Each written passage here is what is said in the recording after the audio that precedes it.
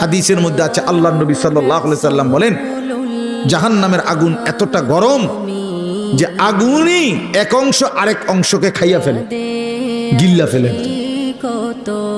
এই প্রচন্ড আগুনের মধ্যে জাহান্নামীকে ফেলবে, সে চিৎকার করবে, আর ফেরেশতা তখন ধমক দিবে, আলাম ইয়াতিকুম নাদির, এই বেঈমান, তোরে কি কেউ জাহান্নামের ভয় দেখায় নাই?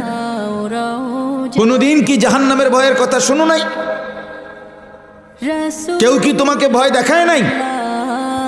কোরআন শরীফে আছে, জাহান্নামী বান্দা তখন বলবে, ক্বালু বালা, অবশ্যই বলেছিল ফেরেশতা ভাই, মিথ্যা বলে লাভ নাই, আমার কাছে বলছিল। কাদ জাআনা নাদির, আমগো এলাকায়, আমগো বাড়িতে, আমগো মহল্লায় বহু ভয় প্রদর্শনকারী বান্দা আল্লাহর পক্ষ থেকে এসেছিল। আমগো কত ইমাম সাহেব, আমাদের জুমার খতিব সাহেব, কত মাহফিলের কত আলেম, কত পীর মাশায়েখ, আউলিয়া, বুজুর্গ চোখের পানি ফেলে ফেলে বারবার আমগরে বলছিল, কিন্তু ফাকাযাবনা, আমি আখিরাতটাকে মিথ্যা মনে করেছি। আমি মনে করছি এটি হইতো না, আমি মনে করছি এটি হইতো না।